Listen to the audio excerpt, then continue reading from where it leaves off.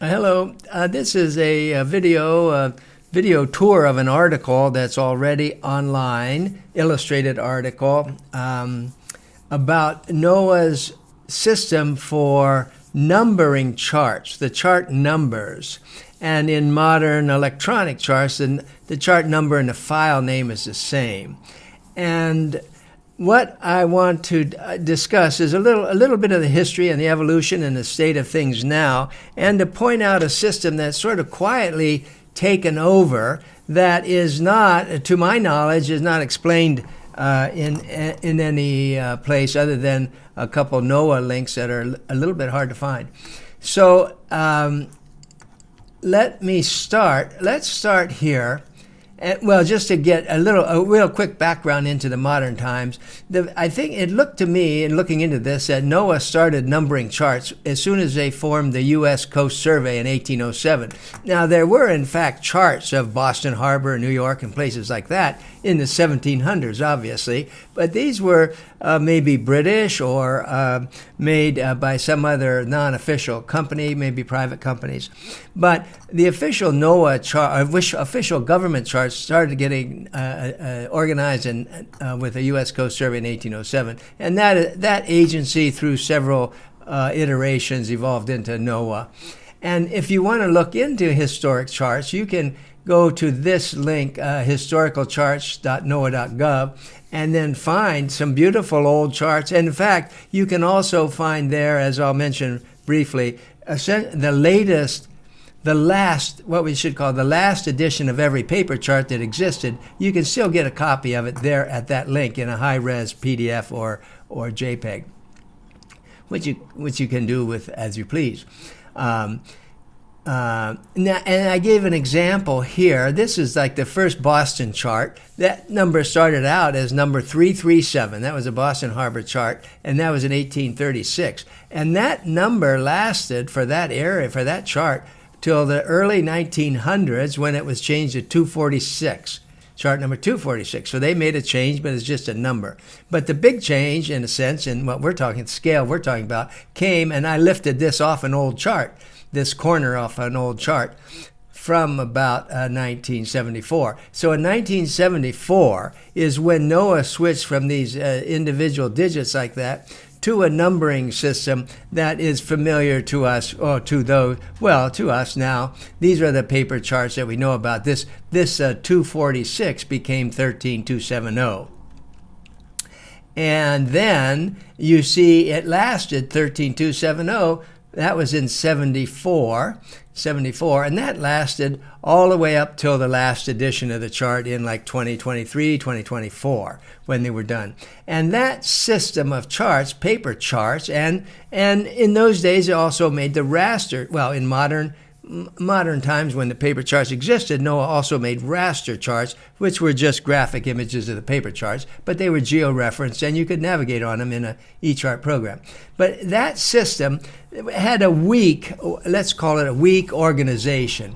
As chart numbers 1900, 19,000 something were Hawaii, Pacific Northwest 1800 and something like that.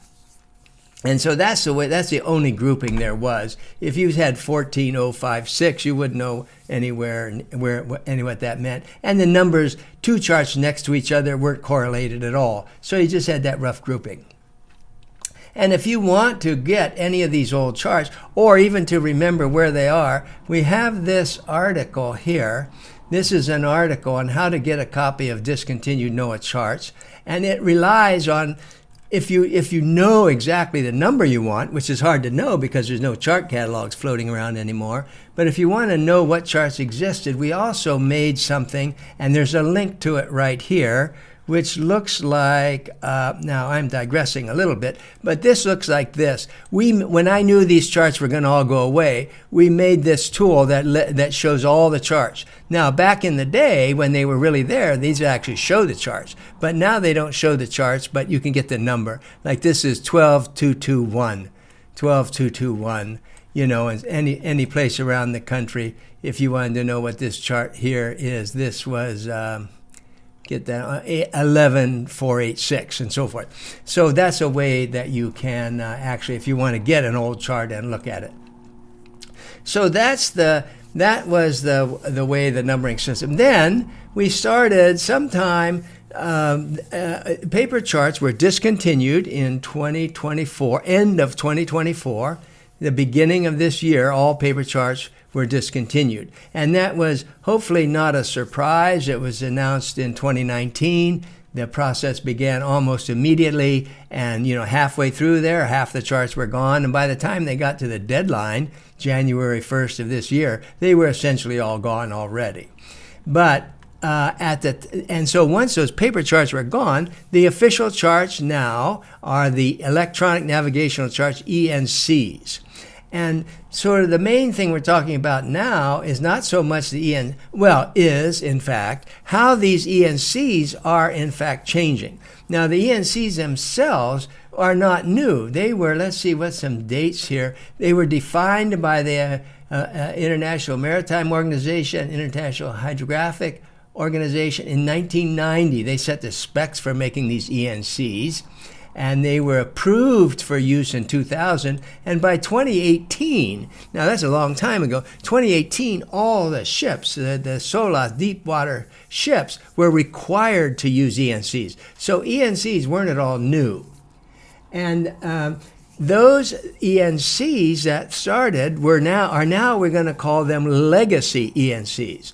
Because those themselves, so even ship captains that have been using these ENCs for years are now facing the fact that those ENCs are all changing. They're changing as we speak. The conversion process, started around, about that time.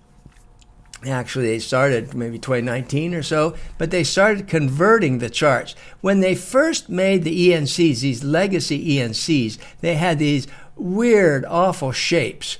Looks like that. There could be big cutout sections like that. And that's in part because of not in part, it was precisely because of the way the rules were made on what charts could be next to each other, who could overlap, who could not overlap, and things like that. And that created this unusual system of ENCs, now called legacy ENCs. And these big complicated charts are almost gone. They're not totally gone, especially on the West Coast. Most of the country, they're gone. Here in the West Coast, they're not gone yet, but they will be, and we'll look here in a minute what that progress is.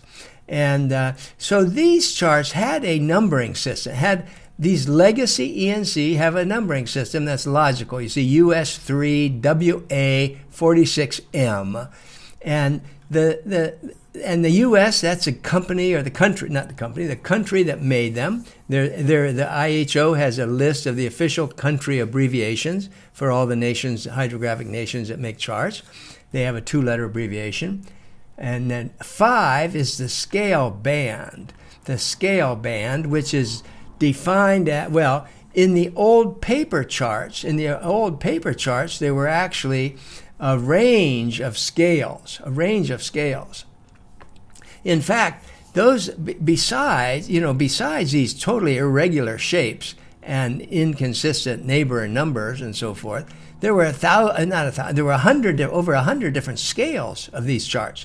Now, the new system that's taking place right now is really homing in on that, and every one of these scale bands now has just 2 scales. Like scale band 5 can only be 1 to 22,000 or 1 to 12,000. Before, it had the whole range of anywhere between 5,000 and 51,639,000 something.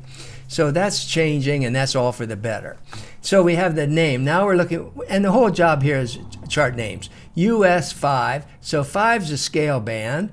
WA is a state the chart covers. 16 is the chart ID. That's, in a sense, the chart number. This whole thing makes the chart number, but they all have a meaning. This is US, is scale band 5, Washington State 16. Then the M is just a filler because they have to have 8 characters. It has to be 8 characters. It doesn't necessarily, it almost certainly, it does not stand for metric. It's just a filler. It's M. So that helps us identify what charts are, which charts are legacy charts and which are the new reschemed charts. The reschemed charts also have a very nice shape. They're all rectangles, and they all have a very specific aspect ratio and size, even depending on their scale band. And we'll see that. We'll look at that in a minute. And you can look at the details of the rescheming process. There's a link here, and this paper describes that process. Now, in Washington, let me just see. I've got YouTube. Here, let me just look at like QTVLM real quick. Charts at this location. Charts.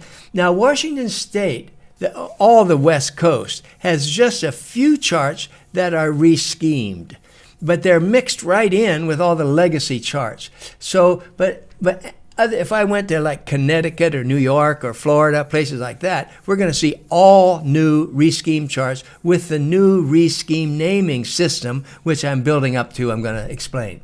But let's say charts at this position. So let's see what we got here. Yeah, you see these M's, the M's. That's scale band 5. This one has WA1. That's, instead of the state, it has WA1, a 1. And then this is, unfortunately, II. And, II. Okay, so that's II. But for now, let me just note, if the chart name does not end in M, then that is a rescaled chart. And so these will have a nice shape like that. So that's the status here. So let's move forward now to the new system. Or let's see, can I look at the status? Oh, here, let's just look at who's been reschemed and who hasn't. These are the different scale bands. This is 5. Well, let's put, there's no band 6. That's a real high, large scale, 2,000. There's none of those. But if we look at, let me just turn on these. Oh, there's the ocean, something like that. But this is the status of the rescheming. And you see the green are the ones that are done. Well, it looks like they have some ocean ones that are planned that haven't even started yet for out here. But these are all ones that have all been reschemed over here. There's a few that are not quite done on this coast over here. And those that aren't done, that means they still have some legacy charts folding in there. But when you get over here on the West Coast, let me actually come back to the layers. Let's get rid of the ocean charts here. Yeah, and you see that they're oops, sorry. They're in progress, but there's very few actually done. The ones that we just looked at are one of these three right here. Or actually wrong. Actually, that's wrong. It was this one right here we looked at. This one. These are a different scale band up here. So that's the new charts. Now, what I want to get to, sorry for that very long introduction, but I want to now just quickly explain how the new naming system works. And so it works like this. This is a new naming system. There's a U.S. is still in front. That's a country that made it. 5 is still the scale band. Now, in this area here is what's called the regional code. And the regional code is, or it could be a regional code, like a state code. And most of them by far are state codes. It'd be like WA, it'd be WA, and then a 1, 2, or 3, or Florida, FL1. In New York, NY1, NY2, and so forth. I'm going to show some of those. But then it can also be SEA, which is the UN location code.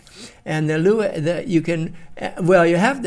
I'm going over a lot of details rather quickly, but you can come back to this article, and I'll put a link to it in the description. And here you'll have the links, and you can look at this IHO producers code. That's these numbers here. You can look at the UN location codes here and so forth. Every city, just about every town in the world has a location code.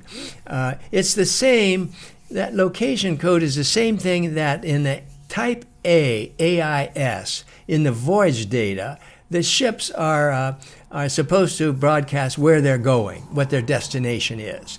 And in principle, in that destination, they'll use the UN code. They don't always do that. They could also just type in, I'm going to southern Louisiana. They just type in where you go. But the intention is use those 3-letter codes. And also, as a note in this article, if you do much with this work on that, you'll notice that a lot of times the ships forget to change it. So more often than not, you're looking at where the ship left from, not where it's going. But that's not important now.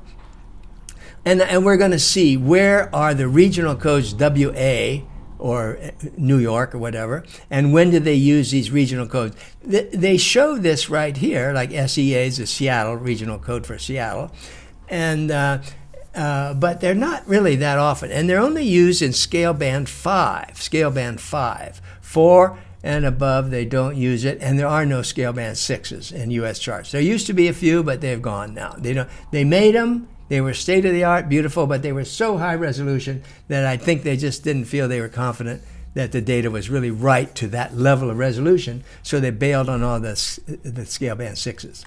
Now, the last 2 digits are an interesting part. That is now has a meaning, which I'm going to explain, and that meaning, that's the location, that's like a grid location of a grid that is, well, here's a picture.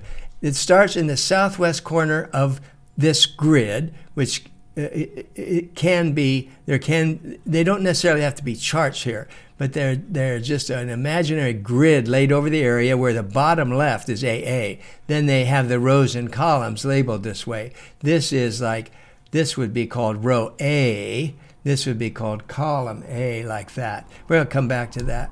And so here now is an example. And so all I want to do now, in the main, sorry for the very long introduction, but I mainly want to explain 2 things. What does this thing mean? And what does this thing mean up here, the regional code and this thing? So here's an example, just an example in Louisiana. Whoops, what happened here? Close. Oh, I could do that. Okay, good. This is Louisiana, and it happens to be a nice clean case. That's why I picked that one, where you see here is LA1, and in Louisiana it doesn't have that many charts, so it only has one regional code, and it's always LA1. Bigger, where there's more charts, then there'll be LA2, LA3, 4, so on. But it's LA1. But then here's the grid, all laid out very beautifully right in front of us. These are, I think, scale band. Let me just see what these are. Scale band 3. Scale band 3. But you see AA, AB, AC. So this chart here would be US 3, LA1, AB. That would be the name of this chart. Okay, so that's the way that system works. So then, but now let's look to see that it's not entirely that simple. Let's go, and this is the charts around New York City. These are scale band 5. Scale band 5 is the first scale band that starts to use the UN location codes. And you can look them up. So here's a way, and it's kind of tedious to put this picture together. Looks simple enough, but it's a little bit tedious to make it. But here's the charts around New York City. And we have this is one, all these charts here use the UN location code NYC. So this would be US 5, NYC, and then ABAC, whatever the digits are for that, for its grid. These have New York, these use New York 1, and over here is New York 2. Somehow in the middle, this is New York 9. Now, I can't propose exactly I can't propose at all why NOAA chooses this is 1, this is 2, this is 9. Now, in California, it goes up the state where they have it CA1, CA2, CA3. That goes up the state in terms of latitude sequentially. These seem to break up according to longitude with the different regional codes. So besides this one location code here for New York City, they also have this chart here, Hempstead, gets a location code. And this is Port Jefferson. It gets a location code. Now, it's also not 100% clear what charts get. Now, New York, all the major ports. If we look somewhere, I found a quote. Yeah, here it is. This is in a statement. The only place I found this is in a statement NOAA made to the IHO in 2017 when they first proposed making their rescheming process. So here they said they're going to use these location codes for what was referred to as principal ports based on cargo, fisheries, and tourism. So that's all I know. And so New York City is certainly prominent, and it's got huge cargo and very famous for a lot of different reasons. But Hempstead and Port Jefferson, then it's not so clear. However, I just don't know that. But we have to know what I'm talking about now is the names of a chart. So we don't want to be thrown a loop when we see things that are everywhere else. NY9, US 5, NY9, and then XZ or something. But all of a sudden you see PTG. That means that there's actually two charts here that use that, and there's two charts here that use that. So that's the difference, and we just have to know that that's the convention that's referred to. Okay, now so that's the you'll use either a state regional code, and it'll be the first two letters of the state abbreviation according to the post office, then followed by some digit one. And most states are just like LA1, FL1, things like that. But states with a lot of charts have more. And these are bordering then. And then the grid system ends when you hit a new state or a new region. Like here, see, you hit a new region, the grid's going to change. All right, but let's look at that grid now for the moment, and then I'm done. Here's a case where, okay, so what do I have here? The New Jersey charts. Here's the New Jersey charts. It's all kind of clear. Here's the southwest corner is AA. So these are scale band 5 charts. And for New Jersey, starts in AA, BA, nothing here, okay, and then BB, like that. So it's a pretty logical system like that. But then when you look at the, what are these others? Delaware charts down here. This one starts at DE. Now that really throws us off for a while. It has nothing to do with the state DE, Delaware. It just happens to be DE.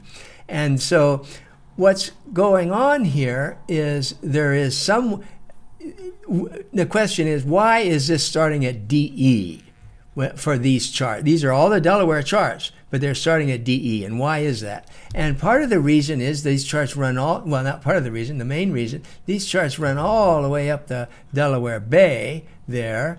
And so if you look, going to the top of the Delaware Bay, you come up here, and here, this is this is the last chart here. This is LB. So this is LA right here. But the reason it's not there yet is you see it's hit an area, it's a chart that's not reschemed yet.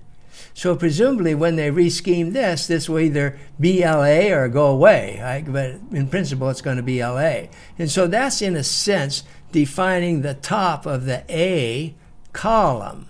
The A column like that. And so we can extend this all the way down. And if we do that here and extend this all the way down, here's that A chart. You see all the way down here is AA. And then if we come over here, we come back up to the DE. So the way to picture this is imagine that they have some area, let's say, and these are, by the way, scale band, this technique applies to all scale bands, 3, 4, 5. It was just a scale band 5 that changes the regional name. So here we've got, you just imagine they've got an area of charts, and then lay this grid over it that's equal to the scale band size of the chart. So it's a grid this size that is everywhere. Over the whole area, they just flop that down. The bottom corner, and with the top at the very most, they're going to cover all the charts. They lay that down. So and they look at where's the top. Like here's the top, then here's got to be the bottom. Then this one they call AA, and then wherever there is wherever they're going to make a chart underneath that grid or within that grid, they just name that grid that letter AA. So we may not spot the logic of what the initial letters are here, but that's where that logic comes from. And what we do know is when we're dealing with charts like within this area, they are definitely going to be logical, not like the old ENC that could be anything in the legacy ENC. These could be anything in the world, plus they wouldn't have these nice shapes. So this would be like AB, these are going to have all nice names. And so that's the end of the story. This is now showing what we're gaining out of this. For example, look, here's an old legacy chart. That some of the legacy charts are divided up into like 3 different pieces like this, and the ones next to each other didn't have any name. So we do have big progress with this new system. And then if you want details, you can come back to this article and read it probably faster than notably faster than the time it took me to explain it. So I hope that helps understand the new naming convention that is replacing these. Whenever you see an M on a chart, that's going to be the rare one that's not been fixed, not been reschemed yet, and all the new ones, all the new charts going forward will have this new system, which is described right here, something like that. All right, thank you.